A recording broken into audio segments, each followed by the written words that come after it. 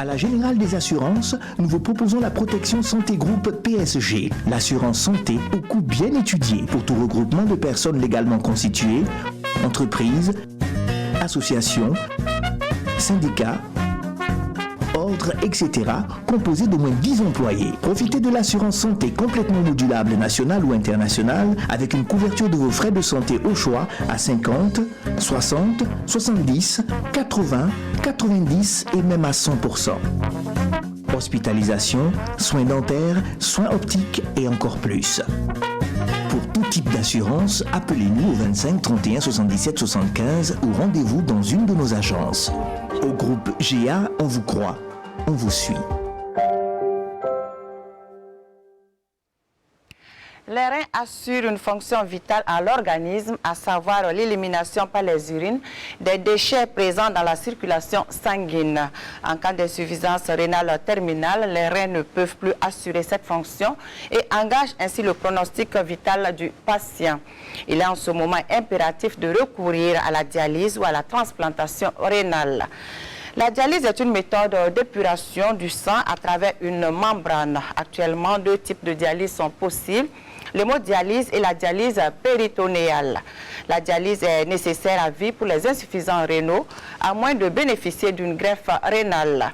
Quelle que soit la technique utilisée, la dialyse est un traitement contraignant, notamment en raison du rythme important de séances de dialyse.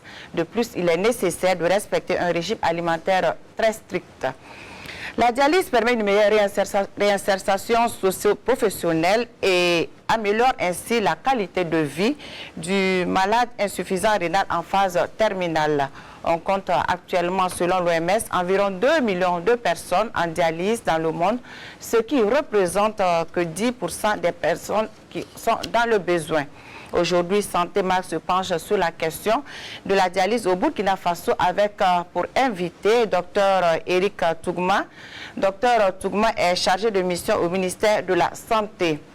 Professeur Gérard Koulibaly, néphrologue et chef de service de néphrologie du CHU Yalgado Ouedraogo.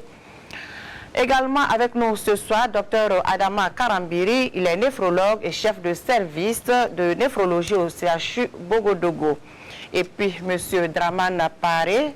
M. Paré est le président de l'association des dialysés et insuffisants rénaux du Burkina Faso à Budir. M. Paré est également le président des hémodialysés et insuffisants rénaux de l'espace UEMOA. Bonsoir, monsieur, et bienvenue sur ce plateau. Bonsoir. Bonsoir, chers téléspectateurs. Merci de nous suivre. Vos questions et autres préoccupations sont attendues au 25 31 83 53. Professeur Koulibaly, nous avons combien de dialysés au Burkina Faso? Merci Madame Dao de nous permettre de nous exprimer aujourd'hui particulièrement sur la dialyse. Alors pour répondre à votre question, nous avons environ 453 malades hémodialysés donc dans l'ensemble des centres publics au niveau du Burkina. Dans le privé, il y a un centre privé à Ouagadougou, je n'ai pas une idée donc du nombre de malades qui y sont. Mais si on prend les statistiques mondiales, on peut estimer qu'on a 20 000 dialysés potentiels au Burkina Faso. Chaque année, on enregistre combien de nouveaux cas?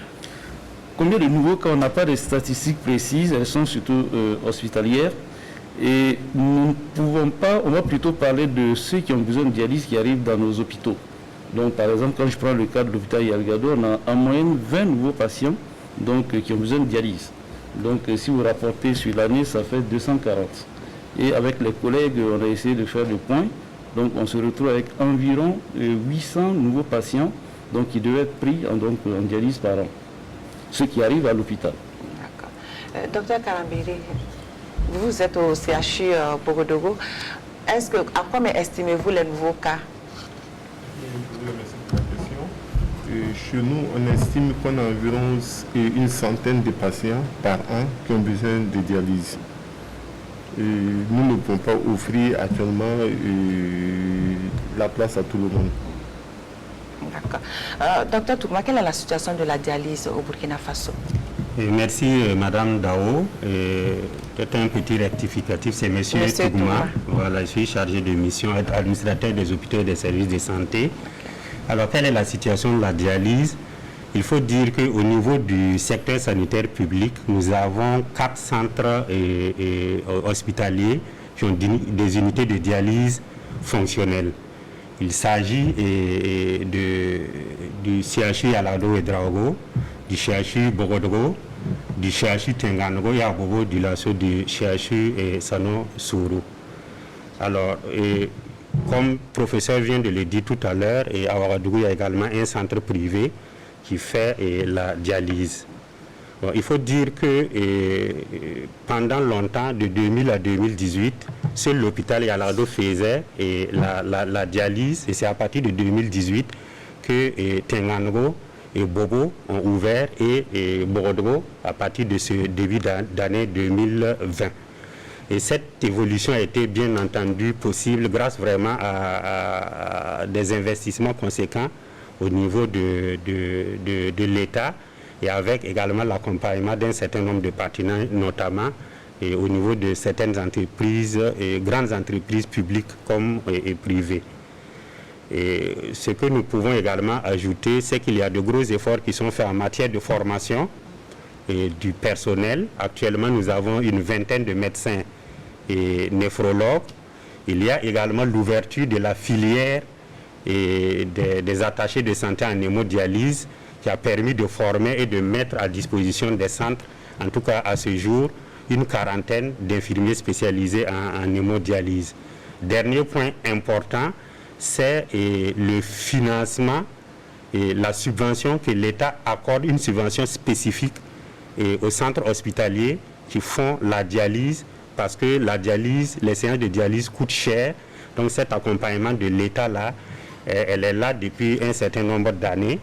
Elle était un peu moins d'1 milliard, et jusqu'en 2018, c'est une subvention qui est montée à plus de 2 milliards, et il y a de bonnes perspectives d'augmentation également de cette subvention à partir de 2021, au-delà et autour de 3 milliards de francs CFA. Donc on peut dire globalement que la dialyse au Burkina Faso évolue bien et se consolide. D'accord. Il y a 2 types de dialyse. Docteur Karambiri, expliquez-nous à quoi consiste chaque type de dialyse. Merci. Effectivement, il y a 2 types de dialyse. Il y a ce qu'on appelle l'hémodialyse et il y a ce qu'on appelle la dialyse péritonéale.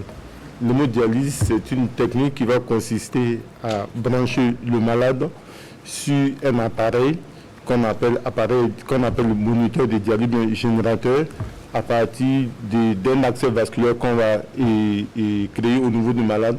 Soit c'est une fissure, soit c'est un cathéter qu'on va mettre en place. Et la séance va se dérouler pendant un certain temps.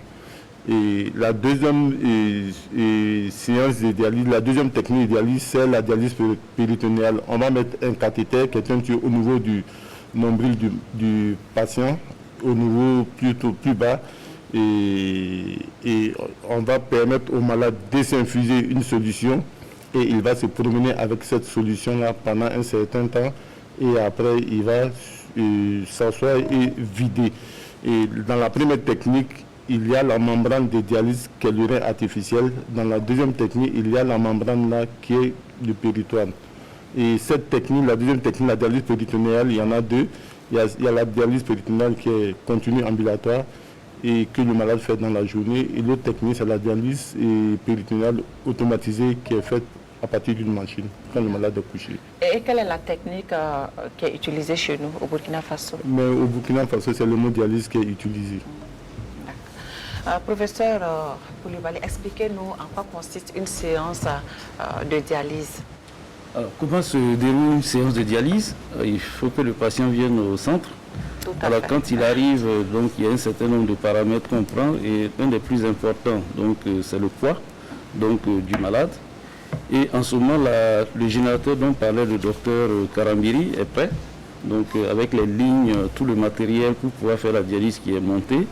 Et le patient va inviter à se coucher sur un lit ou dans un fauteuil. Donc, et après, comme l'a dit le docteur Karambiri, donc, on va avoir accès à son sang à travers ce qu'on appelle une fistule artério-veineuse, c'est une veine qu'on fait communiquer avec une artère au niveau du membre supérieur. Et dans le but de la faire grossir, c'est d'abord on pique les aiguilles. Donc on implante les aiguilles pour pouvoir aspirer le sang pour le passer dans le rein artificiel, donc on appelle dialyseur. Donc, et là, il est couché donc, pendant 4 heures. En général, ça se passe très bien. Et c'est indolore, la dialyse. Et donc, à la fin des 4 heures, je dis bien, en général, c'est 4 heures, c'est ce qui est standard.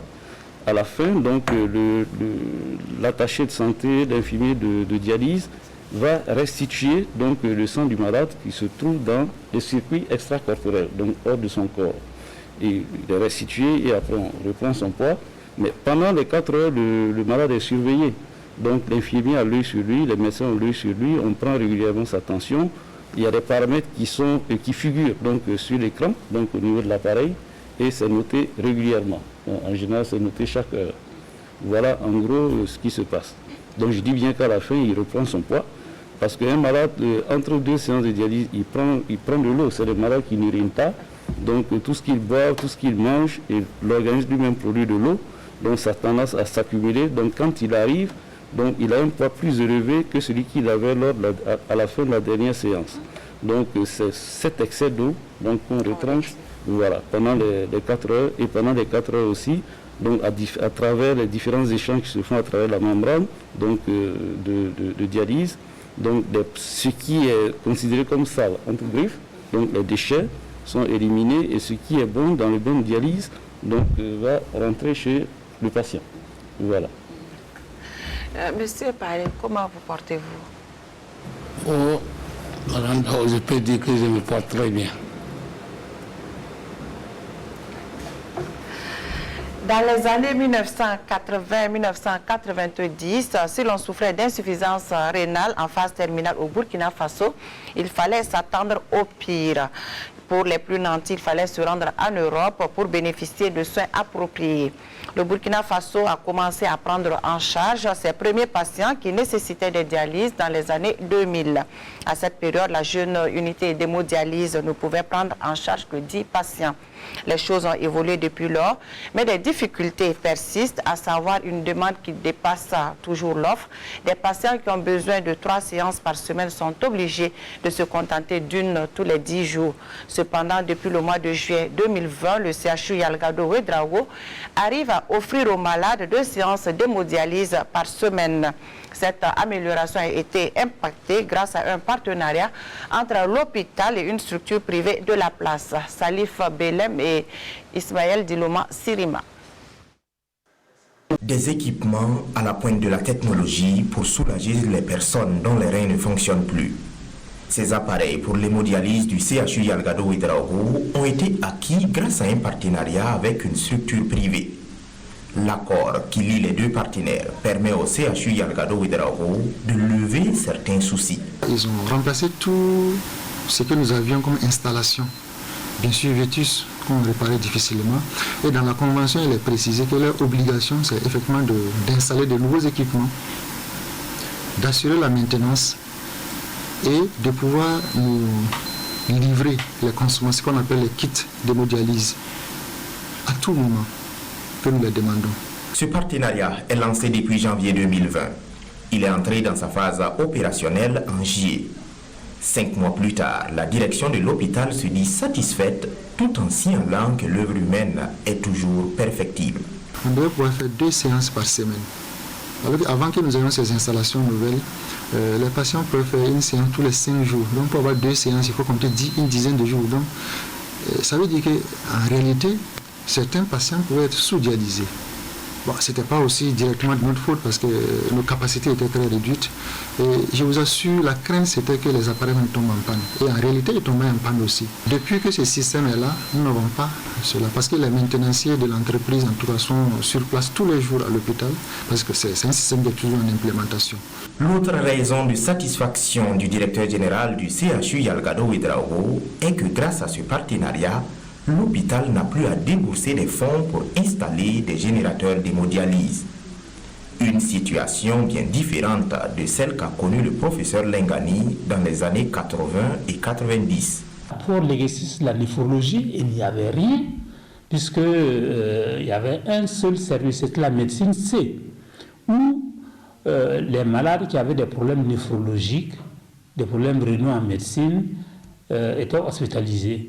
Et lorsque c'était grave, on les sortait parce qu'il n'y a pas autre chose à faire. À cette époque, le professeur Lengani notait plein de cas dramatiques. Il a fallu attendre les années 2000 pour que le Burkina Faso se dote de sa première unité d'hémodialyse. C'est en 1998 qu'on va engager les procédures et les séances vont commencer en mi-décembre 2000. À l'époque, on avait près de 10 malades qui dialysaient à Abidjan. Certains étaient pris en charge par la caisse ou bien les banques et quelques-uns par l'État. Le budget était énorme. 20 ans plus tard, les opérations d'hémodialyse bénéficient d'une subvention. Chaque dialysé ne paye qu'un forfait de 500 000 francs pour l'ensemble des opérations. De plus, la capacité optimale de prise en charge des dialysés au CHU Yalgado Ouédraogo est passée de 10 patients en 2000 à 150 en 2020. La prise en charge des patients souffrant d'insuffisance rénale a amélioré au CHU Yalgado Ouédraogo avec des patients qui ont maintenant droit à 2 séances de dialyse par semaine. Mais cette situation est menacée par le fait que la demande est déjà croissante. Les médecins n'arrivent pas à octroyer une dialyse optimale de 3 séances par semaine aux patients, ce qui a des répercussions sur leur santé. De plus, la centralisation des prises en charge à Ouagadougou et à Bobo-Dioulasso contribue à causer beaucoup de désagréments aux patients. Le reportage est signé Salif Belem Ismaël Diloma Sirima. L'unité d'hémodialyse du CHU Yalgado Ouédraogo fait peau neuve. Elle s'est dotée de nouveaux générateurs d'hémodialyse pour mettre fin aux pannes qui étaient rencontrées couramment. De plus, l'augmentation du nombre d'appareils donne du sourire à certains patients. Au début, quand on a commencé, c'était tous les 5 jours. Mais présentement, on le fait 2 séances par semaine. Voilà.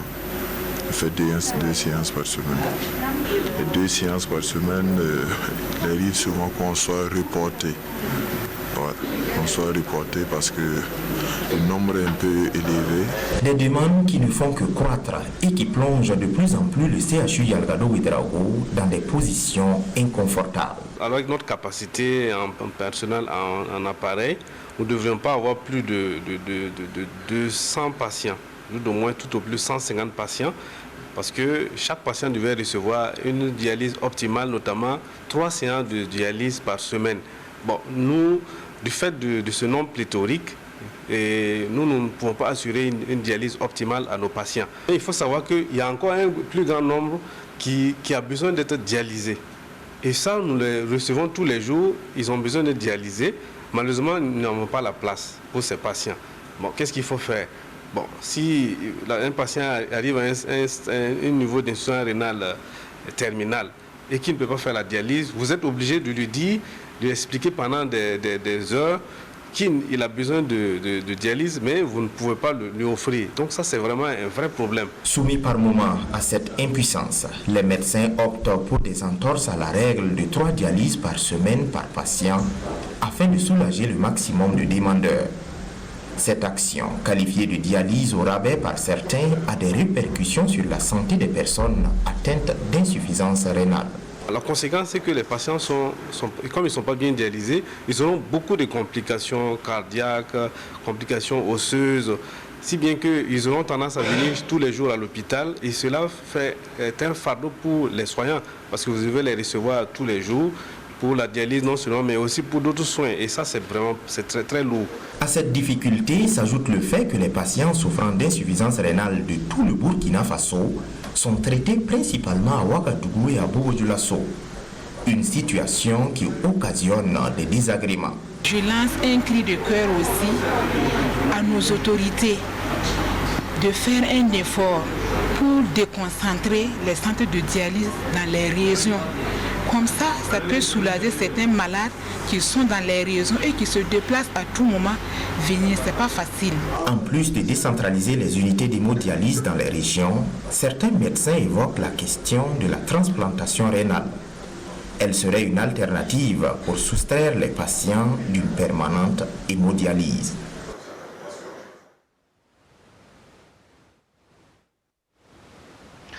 Monsieur Paré, l'insuffisance rénale chronique est une maladie très contraignante, surtout en matière de régime alimentaire. Comment vous faites? Quel est votre régime? Bon, on se réfère surtout au régime des médecins, parce que souvent il y a des aliments, quand tu veux manger, tu es obligé de demander est-ce que je peux manger telle chose? Et avec le conseil des médecins, on arrive à s'en sortir. On n'a pas le choix. Parce qu'il y a tellement de contraintes. Il y a des trucs que tu veux manger, tu ne peux pas. Tu es obligé de suivre le conseil pour pouvoir préserver ta santé. Mais comment se sent-on après une séance de dialyse?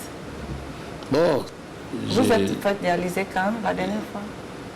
C'est ce matin même que je me suis fait dialyser. Ok, après comment vous vous sentez?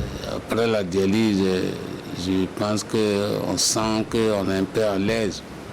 On est un peu à l'aise par rapport à avant, parce que le fait de se coucher aussi pendant 4 heures, 3 heures, tu sens un peu la fatigue. Mais néanmoins, le corps, au moins après la dialyse, tu sens qu'il y a un changement. C'est comme je le disais au début, j'ai dit, ben, moi je ne connaissais pas la dialyse. Ma première dialyse, c'est comme si on m'a enlevé dans un four, me mettre dans un frigo. Donc il y a vraiment un changement. Les maladies comme le diabète et l'hypertension artérielle conduisent généralement à une insuffisance rénale. Au Burkina Faso, ils sont nombreux à souffrir de ce mal. Au service de néphrologie à l'hôpital Souro Sanon de Bobo Dioulasso, ils sont une centaine de malades à bénéficier des soins et de l'accompagnement. Cependant, les difficultés rencontrées par ce service ne facilitent pas forcément cette prise en charge. Drissa Traoré et Ali Traoré pour le reportage. Lorraine Sorgo souffre d'une insuffisance rénale depuis 2016. Cette maladie a complètement bouleversé son quotidien. Comme elle, ils sont des milliers de personnes à souffrir de ce mal, à l'image de Abdulaziz Ouattara. Je suis diabétique et hypertension. Bon, maintenant j'ai d'insuffisance rénale. On va dialyse locale, mais pour le moment, on coupe la cité. Alassane Drabo, lui, a eu plus de chance que Ouattara. Depuis un certain temps, il est suivi dans la salle de dialyse. Franchement, je remercie le bon Dieu. Et grâce à la dialyse, on a pu me récupérer à temps. Oui. Actuellement, ça va par rapport au début. Parce qu'au début, comme je vous ai dit, c'est une maladie silencieuse. Elle ne se manifeste pas comme ça. On s'est dit non, on a le palu, on a quoi? Pour moi, franchement, je travaille. Mais c'est un truc, c'est venu comme ça. Les malades qui souffrent de ce mal sont suivis au service néphrologie de l'hôpital Souro Sanon. Et sur 110 malades qui attendent des soins, il n'y a que 10 machines disponibles pour le Grand Ouest. Nous utilisons chaque machine tous les jours pour 3 malades. Et la capacité totale de l'hôpital, en fait, ne peut pas excéder dans les conditions optimales, ne peut pas donc dépasser 110 malades. Et donc, c'était donc au début. Et malheureusement, nous n'avons pas eu l'accompagnement en termes de maintenance donc, de ce matériel, si bien que le nombre de machines actuellement fonctionnelles est de 10 machines. Et pour ces 10 machines, nous ne pouvons que prendre au maximum 95 malades si on veut suivre le programme de 2 séances par semaine par malade. Autant de difficultés qui freinent ce service dans son élan. Depuis octobre 2018, nous avons donc saturé toutes les places disponibles pour la dialyse chronique pour nos malades. Ce qui fait que les malades arrivent et on ne peut pas donc les prendre en charge. Donc ça fait que nous avons ouvert une liste d'attente et à ce jour, nous avons donc près de 180 malades inscrits sur cette liste d'attente et nous n'avons pas la possibilité de les prendre et la plupart d'entre eux meurent par manque de moyens pour les prendre en charge. Face à la situation, les médecins soignants ainsi que les malades invitent le gouvernement à disponibiliser le matériel pour une meilleure prise en charge afin de sauver plus de vies. Retour donc sur le plateau avec nos invités. Professeur Koulibaly, on parle de liste d'attente. Quelqu'un qui a besoin de dialyse et qui est sur une liste d'attente, quelles sont les perspectives de survie? Ça, c'est difficile pour un médecin de parler de liste d'attente. Nous sommes peinés quand nous l'évoquons. Parce qu'on sait que l'insuffisance rénale chronique au stade terminal, la vie et la suivi n'est possible que grâce à la dialyse ou à la transplantation rénale. Alors, quand on en arrive là et qu'on inscrit un malade sur une liste d'attente, bon, le médecin imagine ce qui peut se passer si le patient n'a pas accès à la dialyse. Et c'est très peinant, et ça peine énormément les médecins. Je passe le temps à dire à mes collègues qu'on va chercher chacun de nous un psychiatre, voilà, pour pouvoir nous aider à supporter la charge que nous avons à cause de ça. Monsieur Tougouma, vous êtes le chargé, chargé de mission au ministère. Qu'est-ce qui explique cet état de fait? Parce qu'on voit qu'à Yalgado, ça va bien, mais à Bobo, il y a des soucis.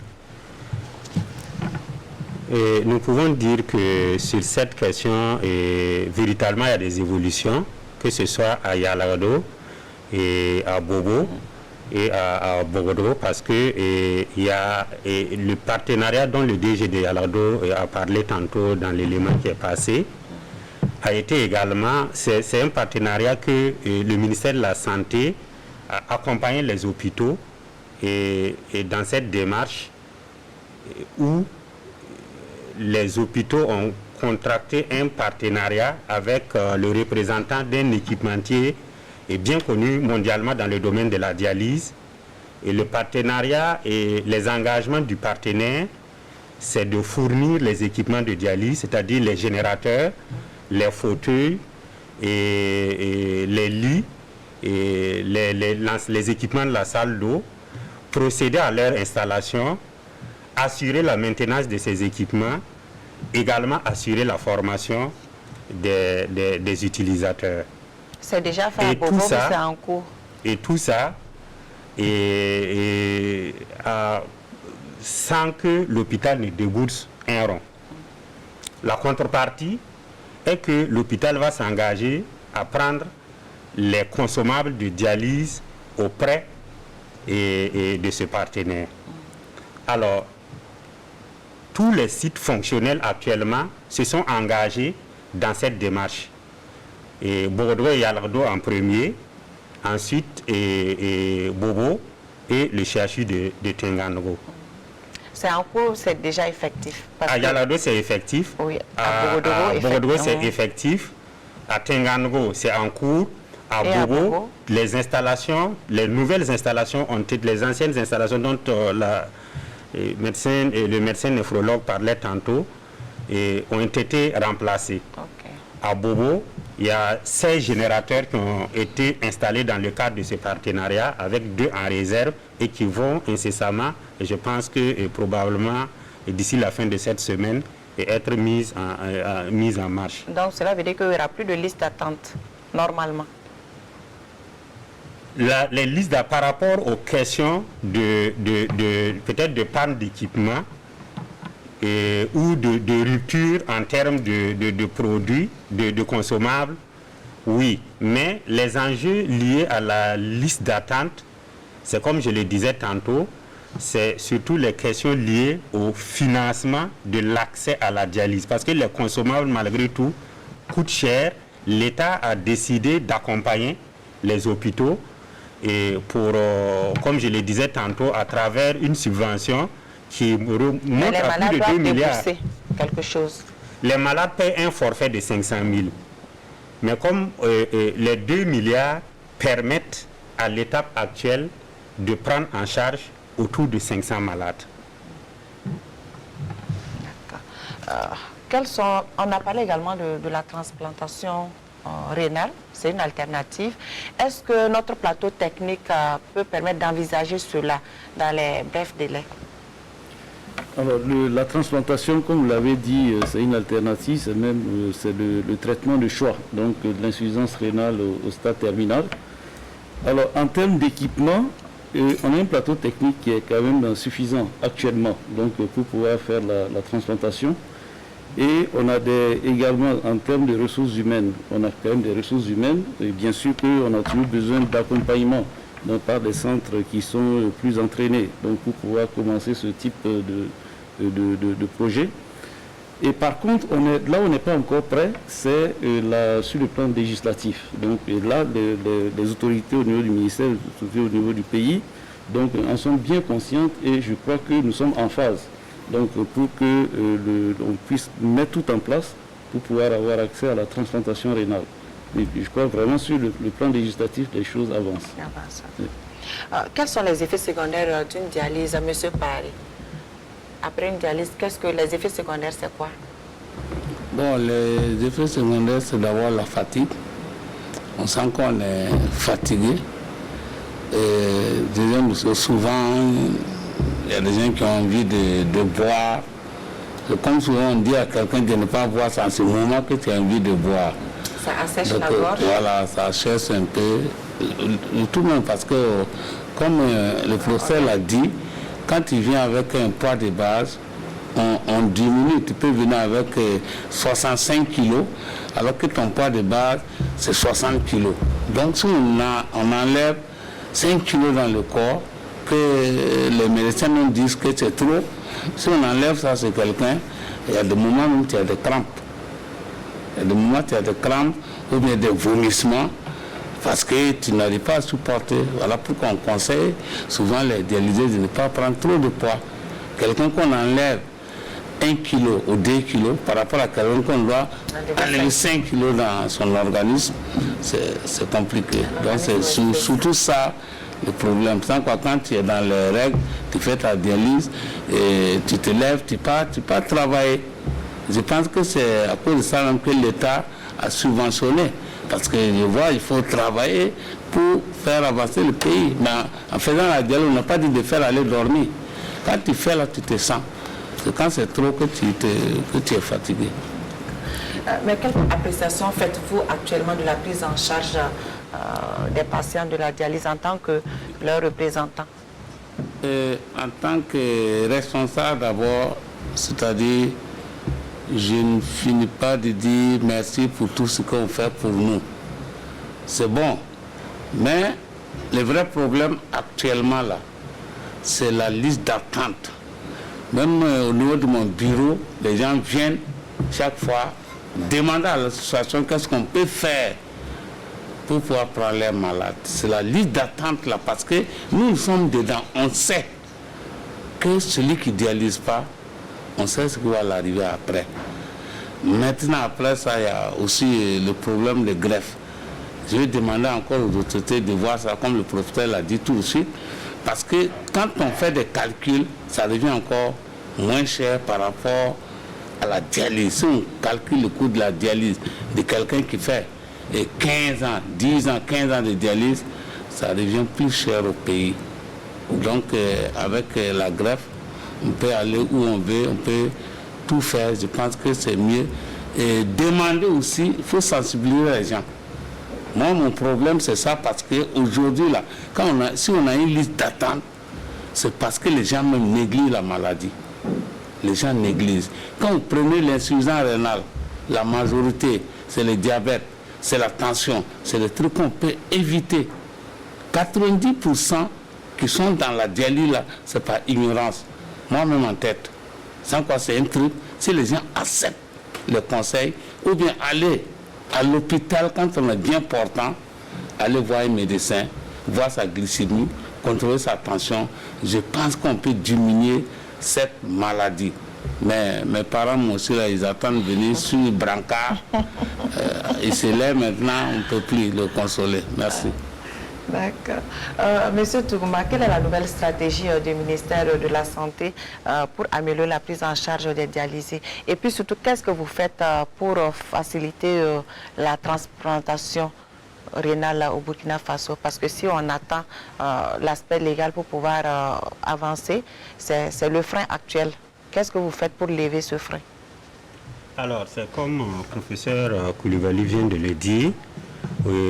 Sur les aspects techniques, on est assez avancé, il n'y a pas de problème. On peut faire bien faire la transplantation au Burkina dans des délais assez courts. Et également, il a relevé la question de la transplantation, notamment la question du don d'organes, est déjà assez avancée. Et je crois qu'à l'étape actuelle, c'est une question qui est au niveau de l'Assemblée nationale et nous attendons tous que la loi puisse être votée. Et pour ce qui est de la question de la nouvelle stratégie, je viens de le dire tout à l'heure, c'est le partenariat qui permet d'amener les équipements, de les installer, de s'occuper de la maintenance et en contrepartie, les hôpitaux achètent les kits auprès de ce partenaire. Et à cette étape, le bilan qu'on peut faire, c'est que les engagements et au niveau des 4 hôpitaux qui fonctionnent et de Ouayouguia également, le CHU de Ouayouguia s'est engagé dans la même démarche. Donc sur 96 générateurs et 6 systèmes d'eau qui étaient prévus, il y a 82 qui sont déjà installés. À Ouayouguia? Non, sur l'ensemble des 5 sites et 5 systèmes d'eau. Et cela, déjà, c'est récent en tout cas, dans l'amélioration de la prise en charge des dialysés pour les sites qui sont fonctionnels comme Yalardo. Et Ouayouguia sera fonctionnel quand? Ouayouguia, les installations sont faites et il me semble qu'il y a des questions résiduelles d'électricité et d'adduction d'eau à régler pour rendre le site de Ouayouguia fonctionnel. Donc nous espérons en tout cas que dès le début de janvier 2021, le site de Ouayouguia sera fonctionnel. D'accord. Donc on peut dire, cela veut dire également qu'avec ce partenariat, les pannes, le manque de consommables et des produits seront désormais derrière nous, plus ou moins. Plus ou moins, et je pense que là, les hôpitaux, ils sont là, ils sont mieux placés pour répondre à cette question, notamment l'hôpital Yalardo est là. Mais nous pouvons dire, en tout cas au niveau du ministère de la Santé, qu'il y a un retour positif. Voilà, par rapport à cette question, et il n'y a pas de raison qu'il n'en soit pas ainsi si vraiment l'ensemble des partenaires respectent leurs engagements. Professeur Koulibaly, cela veut dire qu'effectivement on aura moins de problèmes en matière de manque de consommables, de produits, les pannes, ce sera plus comme avant, j'espère. Oui, en principe, ça ne devrait plus être comme avant. Voilà, parce que nous avons un recul d'au moins 1 an et je vous assure que les pannes, ce n'est plus, on ne les connaît plus. Donc pas de problème de panne de générateur, pas de rupture de consommables. Et il m'est arrivé une fois même d'en rire. Et nous avons reçu des consommables, nous a livré des consommables, il y en avait tellement que notre magasin ne pouvait pas les contenir. Donc il fallait voir quelque part pour pouvoir les stocker. Voilà. Nous espérons que ça puisse continuer comme ça. Découvrons à présent les questions des téléspectateurs avec Viviane Tiendre-Beugo.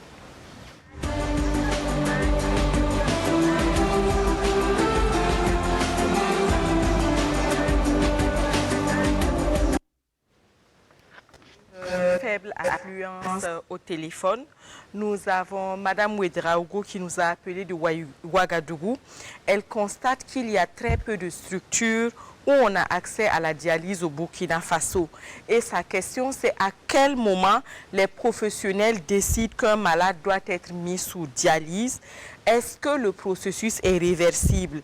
Elle veut savoir si ça peut permettre de guérir de l'insuffisance rénale et de ne plus avoir recours à la dialyse. Monsieur Alidou Sorgo nous suit à Tenkodogo et en suivant le professeur Koulibaly, il a cru comprendre que la dialyse se fait en fonction du poids du malade. Pourquoi est-ce qu'il y a un poids en dessous ou en dessus duquel on ne peut pas effectuer la dialyse? Monsieur Bourema Nana, il est à Ouagadougou. Lui aimerait que vous lui expliquiez l'importance de la dialyse pour un insuffisant rénal. Il a entendu dans le reportage qu'on peut être sous-dialysé. Est-ce qu'on peut être sur-dialysé également? Qu'est-ce que cela veut dire? Et quels sont les dangers de la sous-dialyse ou de la sur-dialyse pour les malades? Monsieur Singbego nous a appelé de Ouagadougou. Il est heureux de constater que la capacité de dialyse a augmenté pour les hôpitaux de Ouagadougou et de Bobo-Dioulasso. Mais sa préoccupation, c'est qu'est-ce qui fait que le nombre de personnes qui ont besoin de dialyse, ce nombre-là augmente au Burkina Faso. Qu'est-ce qu'il faut faire pour réduire le nombre de dialysés, pour qu'il y ait moins de personnes qui arrivent au stade où ils sont insuffisants rénaux? Madame Korotoumou Traoré suit Santé Magabobo Dioulasso. Son inquiétude, c'est est-ce qu'il y a des effets secondaires de la dialyse? Son autre question, c'est quelle est l'espérance de vie d'un dialysé? Madame Nathalie Rwamba nous a appelé depuis Yako. En suivant l'émission, elle constate avec amertume qu'il n'y a que Ouagadougou et Bobo-Dioulasso qui disposent de centres de dialyse. Et donc, cela réduit les malades du Grand Nord à venir soit à Ouaga ou à aller à Bobo. Et sa question, donc, c'est quels sont les projets des pouvoirs publics en matière de santé pour décentraliser cette offre de dialyse-là. Elle pose la question parce qu'elle connaît la souffrance des malades qui doivent se déplacer à chaque fois, les frais de voyage, de transport et d'hébergement. Et qu'en est-il? Qu'est-ce que vous faites pour la prévention au niveau des pouvoirs publics? Mademoiselle Laure Yamugo est élève en classe de 6e à Ouagadougou. Elle a 3 questions. Est-ce qu'on peut guérir de l'insuffisance rénale en se faisant dialyser? Son autre question, c'est est-ce qu'il y a des enfants sous dialyse au Burkina Faso ou dans le monde? Et si oui, est-ce que cela réduit leur espérance de vie? C'est tout pour la première partie des questions des téléspectateurs d'aujourd'hui.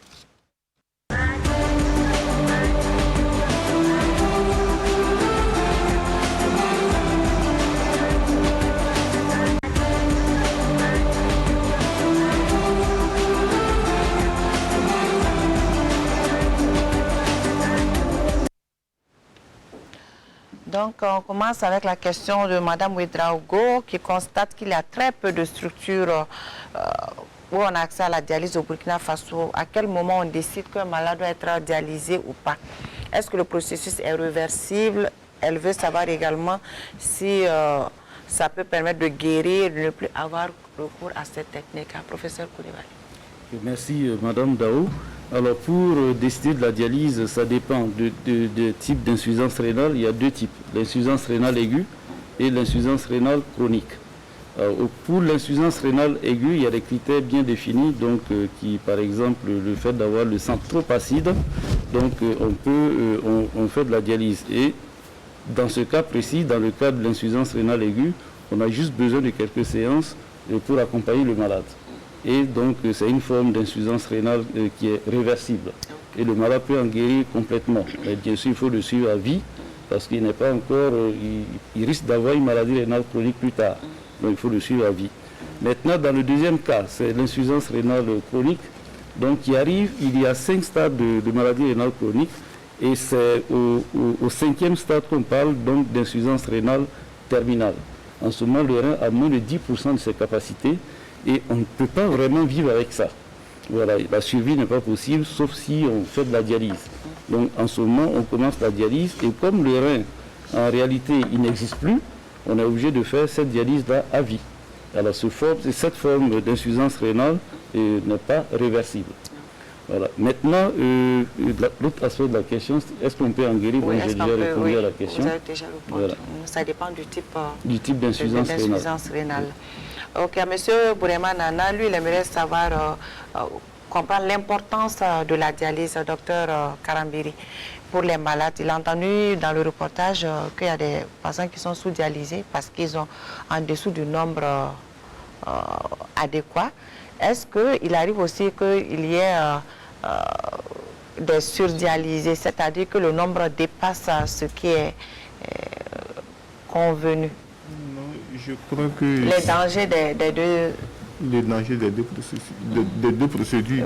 Oui. Normalement, la dialyse, c'est 3 fois par semaine et 4 heures 3 fois par semaine, normalement. Et la plupart des pays africains n'ont pas les moyens pour pouvoir offrir les 3 fois par semaine aux malades. Donc, ils offrent 2 fois par semaine.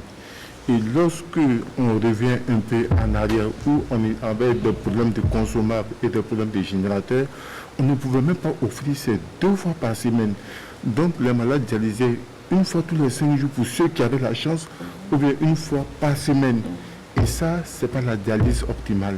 Donc ça, c'est la sous-dialyse. Donc le malade, il a plein de saletés, on ne peut pas enlever.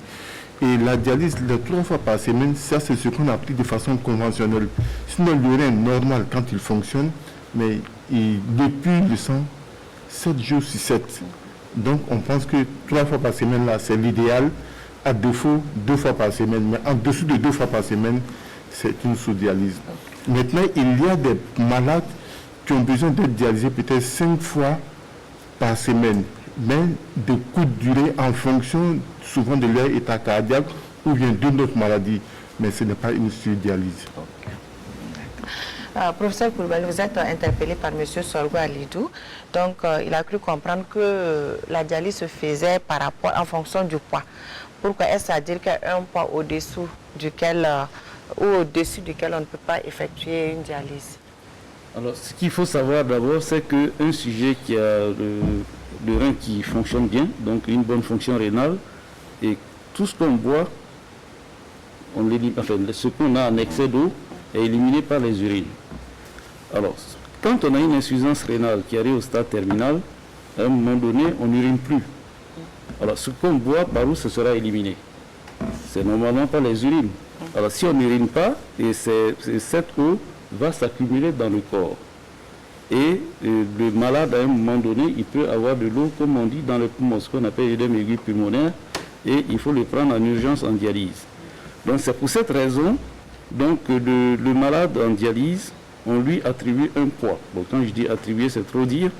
Le poids auquel on estime qu'il n'a pas d'excès d'eau, ni d'excès de sel, et il a une tension en général normale à ce poids, bon, ce qui est un peu du rêve chez nous, de cette tension normale. Donc on prend ce poids et ça sert de référence.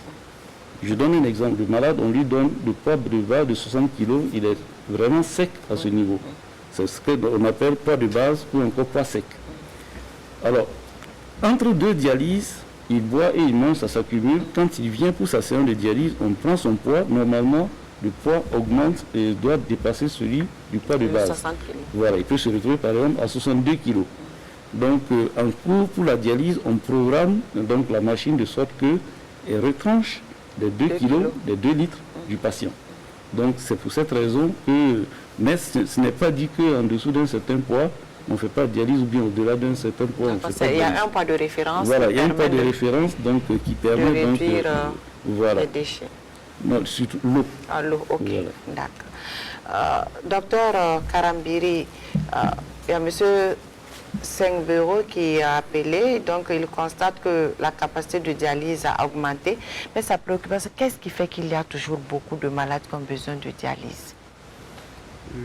Merci, je remercie le téléspectateur plutôt pour sa question. On a besoin, il y a beaucoup de malades maintenant parce que les gens, il y en avait avant, mais les gens ont tendance maintenant à fréquenter les centres de santé et le nombre, comme le chargé de mission l'avait dit, le nombre de praticiens a augmenté. Donc les gens ont la possibilité de voir maintenant un néphrologue. Et les capacités d'accueil pour la dialyse sont restées, ont augmenté, mais encore insuffisantes par rapport à la population. Donc je crois que c'est ce qui fait qu'on a l'impression que les gens ont plus besoin. Avant, il y en avait, mais les gens ne fréquentaient pas les centres de santé, donc beaucoup de personnes mouraient d'insuffisance rénale à la maison. Maintenant, les gens sont plus sensibilisés, les gens lisent plus, les gens voient plus, les gens fréquentent plus les hôpitaux et la population augmente également. Je crois que tous ces facteurs-là font que Et on a l'impression que la demande en dialyse a augmenté. Effectivement, elle a augmenté. Vous voulez compléter? Il y a effectivement, l'autre question aussi, vous allez répondre en même temps, les effets secondaires de la dialyse et puis quelle est l'espérance de vie d'un dialysé? Ça, c'est la question de Mme Traoré. Alors, pour un peu la question, il y a également le fait que les maladies responsables de l'insuffisance rénale, leur prévalence augmente. L'hypertension artérielle, le diabète, donc c'est vraiment les deux plus grandes causes d'insuffisance rénale dans le monde. Donc en plus de ce que le docteur Karambiré a dit, donc on dépiste beaucoup plus. Voilà. Par rapport à avant. Maintenant, est-ce que les effets secondaires de la dialyse et puis l'espérance de vie d'un dialysé? Alors nous, on préfère peut-être parler d'incidents, donc d'incidents ou d'accidents qui se passent donc, au cours de la séance de dialyse. Et pendant la séance de dialyse, le patient peut avoir ce qu'on appelle une chute de tension. Donc ça peut avoir des causes diverses, donc soit parce que le volume d'eau à extraire donc, est trop important pour le patient, voilà, ou alors le patient a des problèmes cardiaques donc, ou diabétiques. On a également donc, des patients qui peuvent avoir des crampes, M. Paré l'a dit, et ça a des causes également diverses. Et on peut avoir aussi des accidents, donc des accidents en cours de la séance de dialyse, et tels que par exemple les abords vasculaires que vous avez. Et si vous avez un abord vasculaire qui s'arrache, vous pouvez avoir un saignement très important. Et on peut aussi se tromper, et c'est malheureusement des choses qui peuvent arriver, donc sur la composition, le bain donc qu'on utilise pour la dialyse. Donc il y a vraiment beaucoup d'incidents, beaucoup d'accidents. Voilà, il faut faire beaucoup d'attention. C'est pour cette raison, donc on prend le soin de former des attachés de santé pour la surveillance de la dialyse, pour que les choses se passent bien, qu'ils puissent anticiper donc, en cas de besoin. Est-ce que ces incidents, ces accidents sont fréquents? Les plus fréquents, c'est par exemple la chute de tension. Voilà, donc ça c'est assez fréquent, mais les infirmiers, les attachés de santé, ils savent vraiment y faire face. Et ça se passe généralement très bien. Et à Mme Nathalie Rouamba, Dr Karambiré, ça c'est M. Tougouma qui va répondre à cette question. Donc ça c'est la décentralisation. Parce qu'elle se rend compte que c'est à Bobo et puis à Ouaga que la prise en charge de la dialyse s'effectue. Donc s'il faut se déplacer dans un état déjà pas facile, donc qu'est-ce que vous faites pour réduire, afin que chaque malade puisse bénéficier d'une prise en charge de la dialyse là dans sa région, pour éviter les déplacements? Et puis qu'est-ce que vous faites en matière de prévention afin qu'on ait moins de personnes, moins de malades qui vont aller vers la dialyse? D'accord, merci bien Madame Dao. C'est une préoccupation pleinement justifiée. Et la dialyse se fait actuellement à Ouaraya, à Bobo. Et je disais tantôt qu'il y a l'unité de Wayuria qui va ouvrir bientôt. Mais outre cette unité de Wayuria qui va ouvrir bientôt, dans les prochains jours, sur l'instruction de Madame le ministre de la Santé, il y a un dossier pour l'ouverture de 2 autres unités de dialyse dans 2 centres hospitaliers régionaux. Là aussi, à très très court terme, le dossier a été élaboré, et probablement à Tenkodoué, à Gawa. Voilà. Et toujours dans le but, comme elle a dit, dans la décentralisation de la prise en charge, qui permettra d'augmenter le nombre de personnes qui vont bénéficier de la dialyse et également de rapprocher un peu plus les centres de dialyse des lieux de résidence et des malades. Et je pense que des décisions rapides seront prises dans le sens de ce dossier.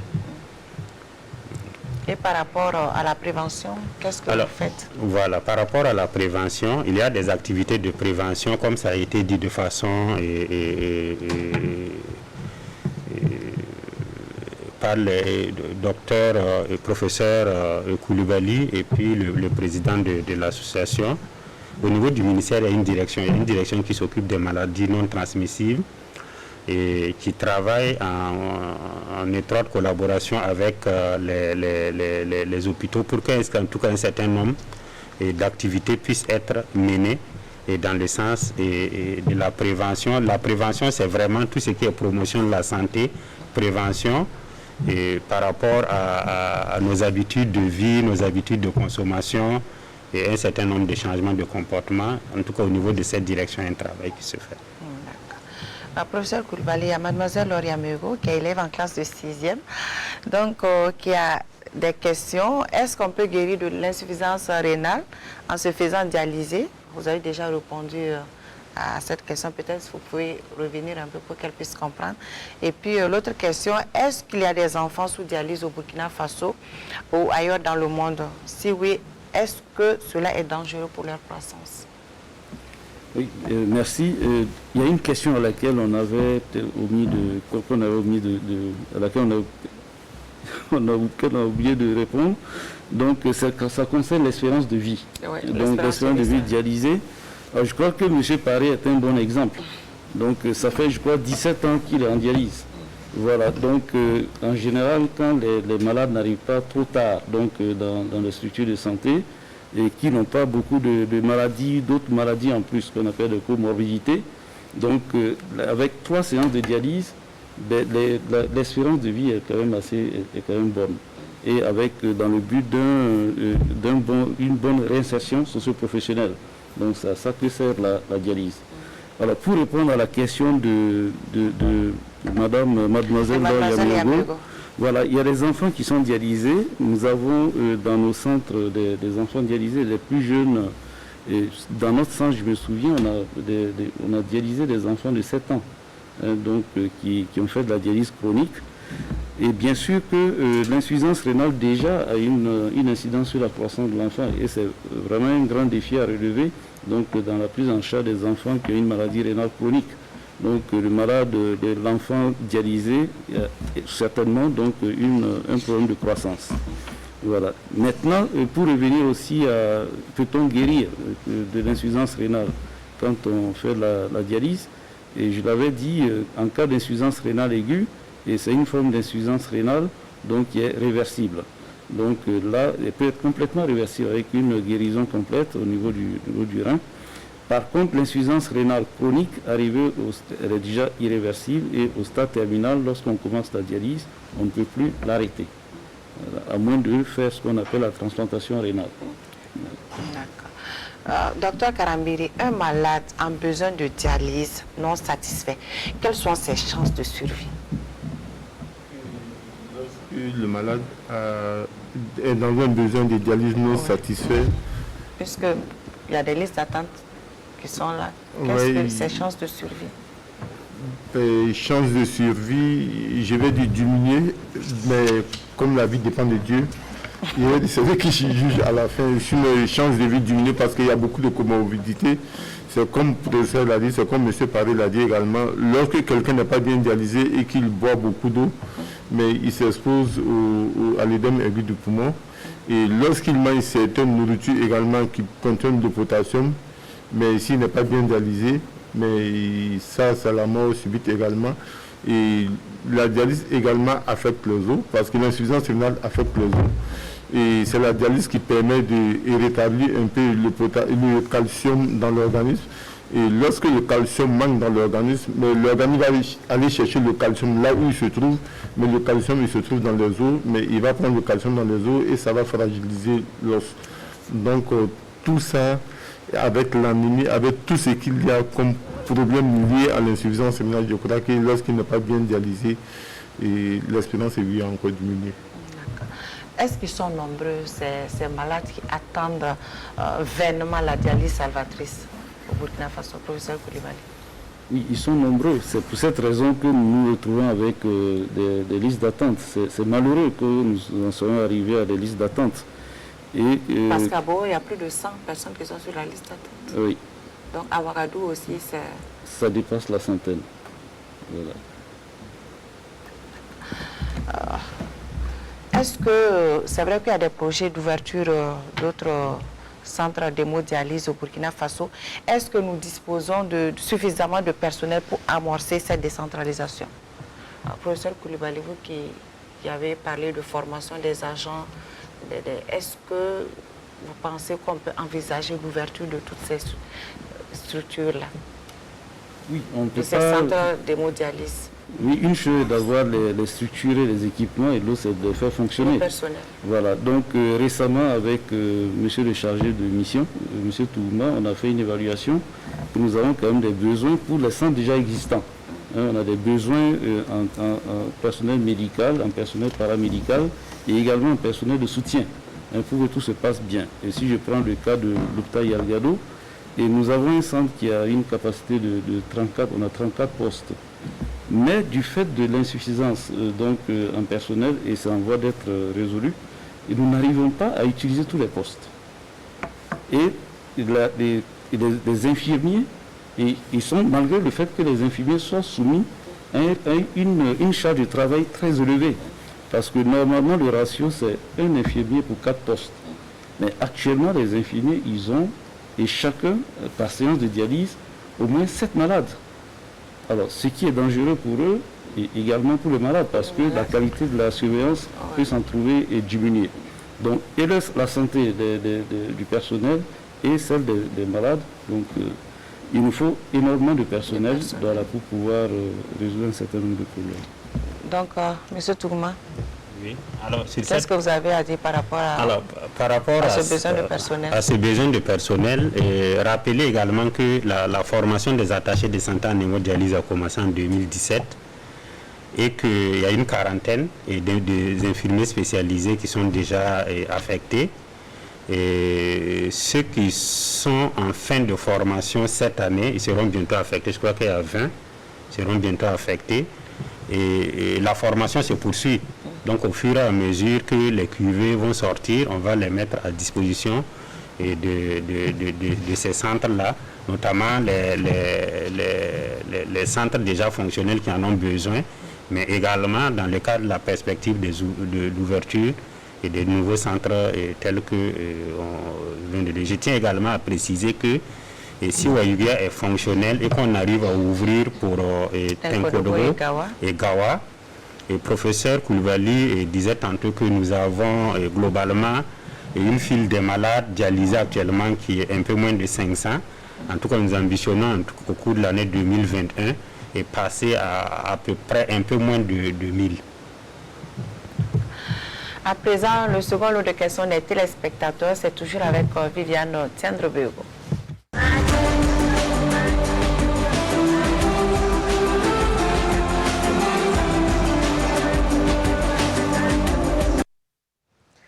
Mademoiselle Nouria Lompo est à Fada et en suivant l'émission, elle s'est laissée dire qu'il y a des malades qui n'ont pas de dialyse une fois par semaine. Sa question, c'est combien de temps un malade peut tenir sans dialyse une fois que le processus a commencé. Monsieur Seydou Traoré a entendu le président de l'association des dialysés dire que c'est au moment où on a soif qu'on dit de ne pas boire. Et sa question, c'est quelle alternative pour ces malades-là, surtout sous nos tropiques où il fait très chaud? Est-ce à dire que toutes les boissons, jus, bissap, bière, vin et autres, est-ce que tout cela leur est interdit? Monsieur Ki Soumaïla à Ouagadougou se pose plusieurs questions. Finalement, quelle vie pour un dialysé? Est-ce qu'il peut avoir une vie sexuelle épanouie? Est-ce qu'il peut continuer à faire des enfants? Est-ce qu'il peut faire du sport? Qu'en est-il de son activité professionnelle? Il pose la question parce que 3 fois 4 heures par semaine, c'est beaucoup. Et par exemple, pour les malades du privé, qu'est-ce que vous faites? Madame Fatoumata Traoré à Bobo Dioulasso demande quelle attitude avoir quand on a un proche sous dialyse, comment l'entourer, que faire par exemple quand il souffre de paludisme. Certains disent qu'en mangeant des sauces bien potassées, ça aide. Qu'est-ce que les professionnels disent? Qu'est-ce qu'ils recommandent à l'entourage comme attitude à adopter? C'est tout pour les questions des téléspectateurs d'aujourd'hui.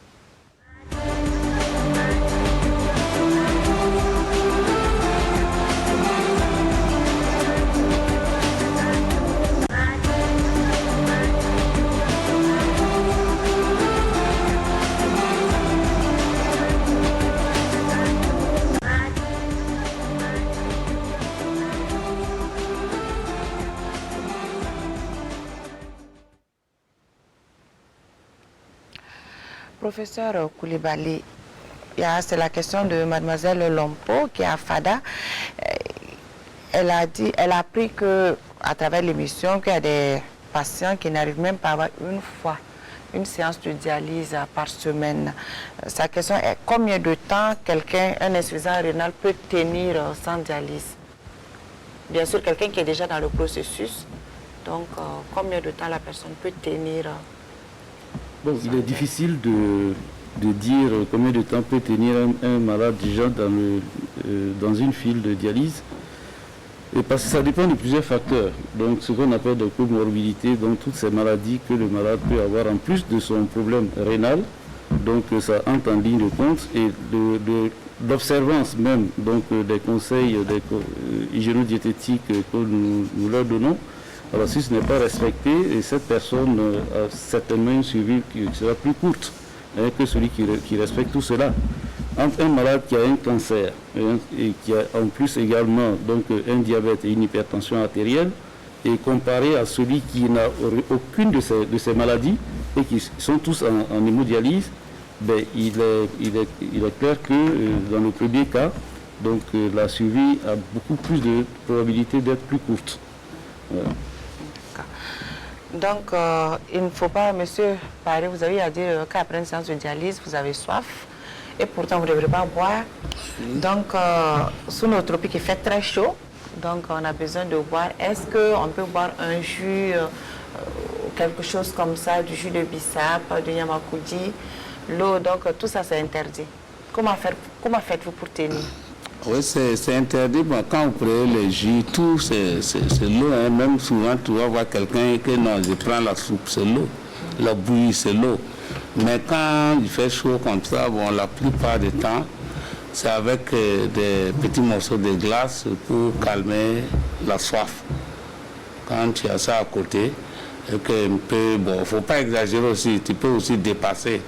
Sans quoi c'est conseillé de prendre un truc de 75 centilitres d'eau par jour. Donc si tu dois calculer ça, même la sauce que tu mets sur le riz, il faut mettre tout ça dans les 75 centilitres d'eau par jour. Donc pour ceux qui se contrôlent bien, ils ont leur petit bidon, le haut, la fille, pour la journée. C'est pas simple. Docteur Karambiri, comment accompagner un proche qui fait de la dialyse? Comment l'entourer? Par exemple, quand la personne souffre de paludisme, qu'est-ce qu'on doit lui donner? Est-ce que les sauces potassées, ça aide? Est-ce que, en tant que médecin, qu'est-ce qu'on peut proposer à ces malades, puisque déjà il y a un problème de rein qui se pose? Merci. Je crois que le téléspectateur va comprendre qu'il y a certaines choses qu'il faut faire et il y a des choses qu'il ne faut pas faire. Et quand on accompagne un dialysé, l'attitude qu'il faut avoir quand il est malade, c'est d'abord de se rendre à l'hôpital, devant un spécialiste. Et comme c'est un dialysé, il a un néphrologue qui le suit. C'est de voir le néphrologue. Et le néphrologue va lui prescrire le médicament qui lui convient pour ne pas altérer davantage son état de santé. La potasse, c'est quelque chose que non interdit. La potasse, c'est en quelque sorte le premier danger du dialysé. La potasse peut tuer le dialysé rapidement. Si bien que la plupart de ceux qui sont en dialyse, on leur interdit de manger la banane qui contient assez de potasse, de ne pas prendre les fraises qui contiennent assez de potasse, de ne même pas prendre les pastèques qui contiennent et de la potasse et de l'eau. Donc la sauce potassée, c'est à souscrire. Ce n'est même pas... Ça ne peut pas soigner le palud. Au contraire, ça risque de l'amener là où il ne doit pas partir rapidement. Donc, c'est de voir son médecin néphrologue ou bien de voir un spécialiste de la santé pour qu'il lui donne tout ce qu'il faut comme conseil, mais ne pas le laisser prendre les médicaments de lui-même.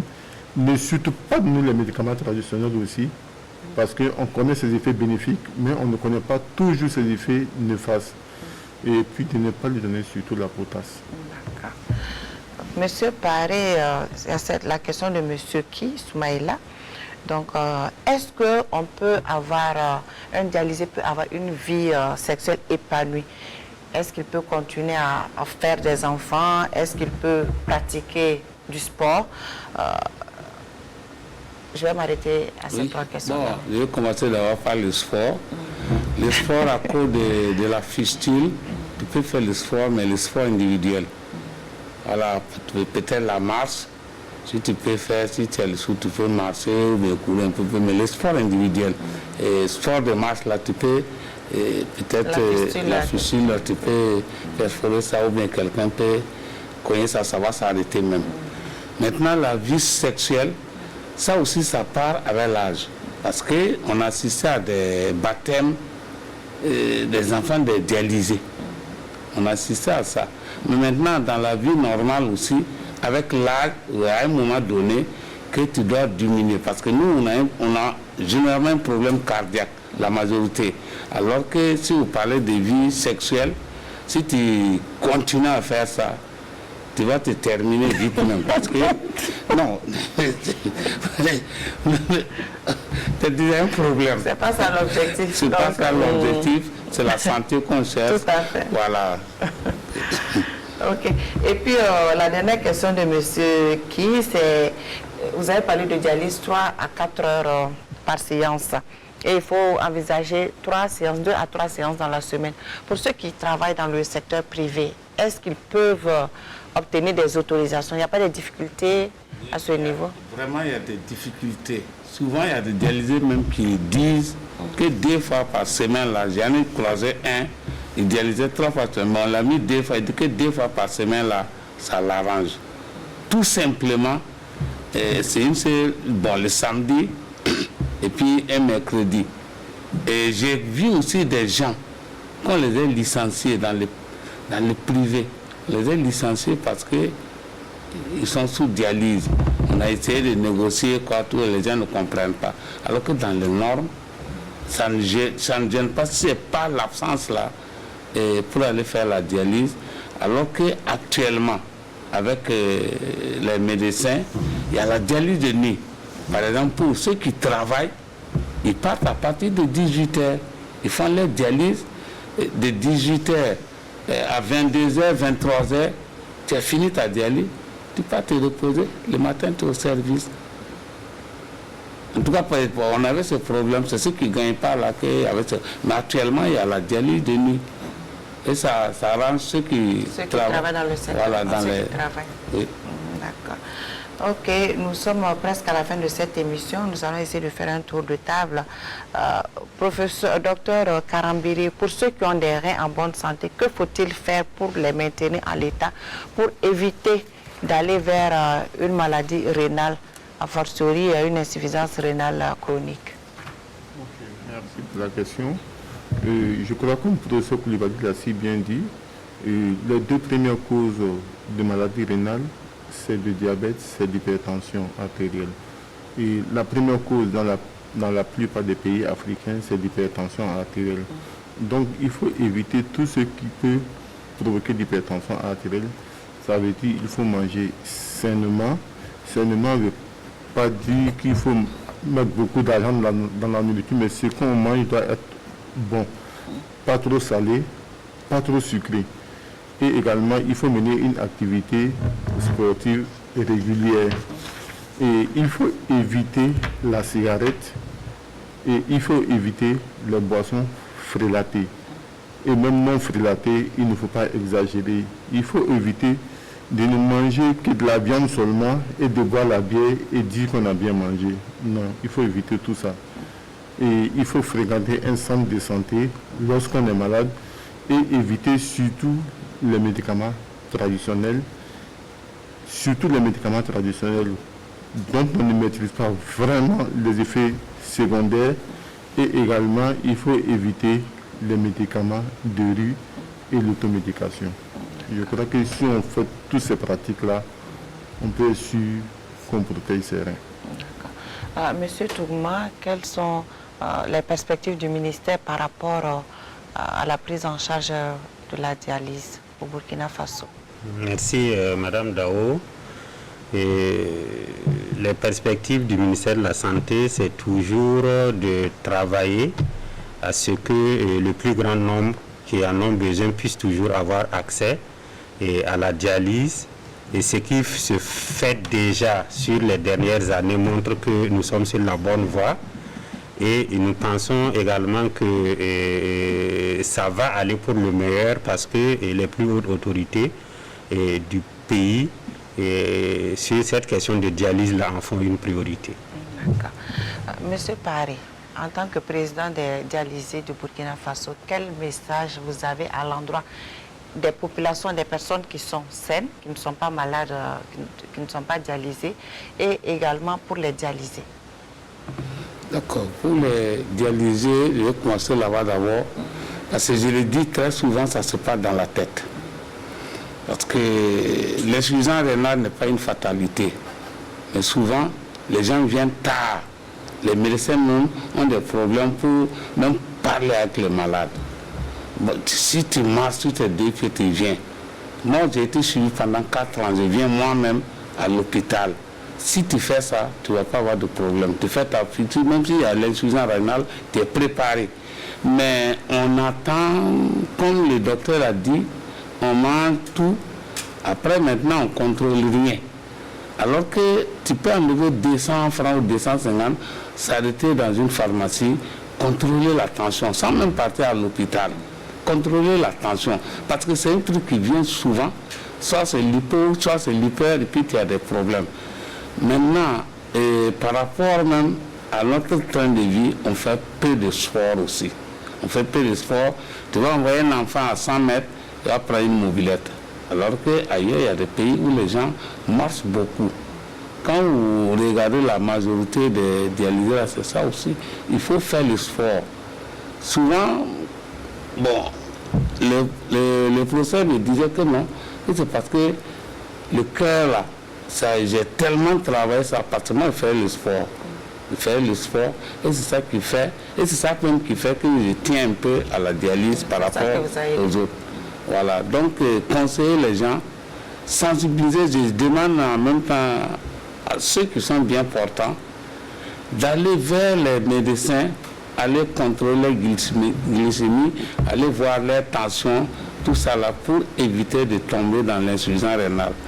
Maintenant, à l'endroit des autorités, c'est bien, mais nous demandons toujours de faire encore un effort pour approcher les centres de dialyse à des dialysés. Aujourd'hui, quand tu rentres à l'hôpital Yelrado, il y a des dialysés qui dorment sur les bancs depuis des années parce qu'ils ne peuvent pas rentrer chez eux. Les familles les ont abandonnés. Ça aussi, c'est un problème au Burkina parce que vous ne pouvez pas avoir quelqu'un qui est malade, ça ne va pas, vous ne pouvez pas ne pas l'assister, ce n'est pas bon.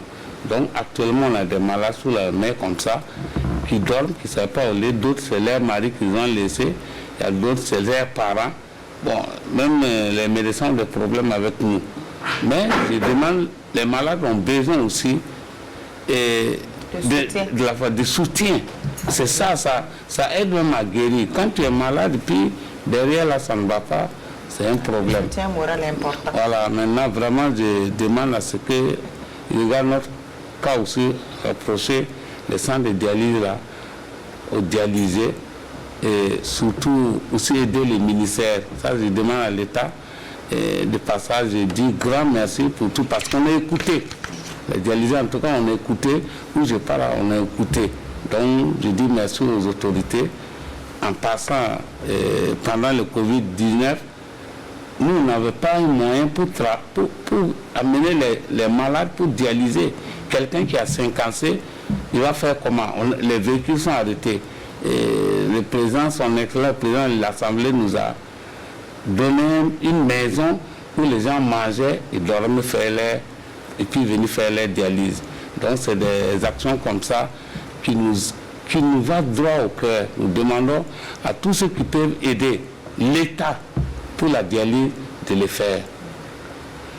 Professeur Koulibaly, pour terminer, quel conseil pour les dialysés afin qu'ils puissent mieux se conserver et surtout avec la maladie à coronavirus, qu'est-ce que la menace de la maladie à coronavirus, qu'est-ce qu'ils doivent faire pour mieux se porter?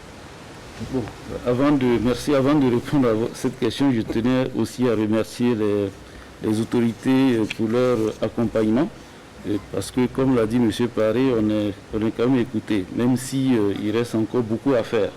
Et donc, nous les exhortons vraiment donc, à nous accompagner encore plus et pour que la dialyse, les moyens de traitement de l'insuffisance rénale terminale donc, soient encore plus accessibles. Donc, que ce soit la dialyse ou la transplantation rénale donc, à nos populations. Et je remercie aussi tout le personnel donc, qui se sacrifie. Peut-être les gens ne s'en rendent pas compte, mais ils se sacrifient énormément donc, pour la prise en charge, particulièrement donc, des patients dialysés.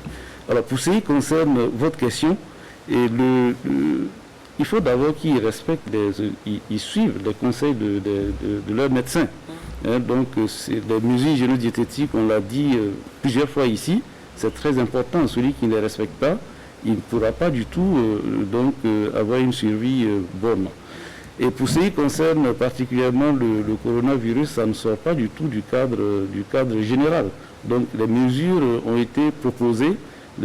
Dans les centres de santé, il y a des mesures particulières de dialyse, il y a des mesures particulières donc, au centre de dialyse donc, que des agents de santé donc, mettent en place. Mais pour le reste, c'est vraiment les mesures générales de lutte contre la propagation de ce coronavirus. Alors, voilà ce que je pourrais dire concernant cette question. Donc, c'est la fin de cette émission. Merci de l'avoir suivi. Bonsoir et à très bientôt pour un autre numéro de Santé Mag. Bonsoir. À la Générale des Assurances, nous vous proposons la protection santé groupe PSG, l'assurance santé au coût bien étudié pour tout regroupement de personnes légalement constituées, entreprises, associations, syndicats, ordres, etc., composé de moins de 10 employés. Profitez de l'assurance santé complètement modulable nationale ou internationale avec une couverture de vos frais de santé au choix à 50, 60, 70, 80, 90 et même à 100%. Hospitalisation, soins dentaires, soins optiques et encore plus. Pour tout type d'assurance, appelez-nous au 25 31 77 75 ou rendez-vous dans une de nos agences. Au groupe GA, on vous croit, on vous suit.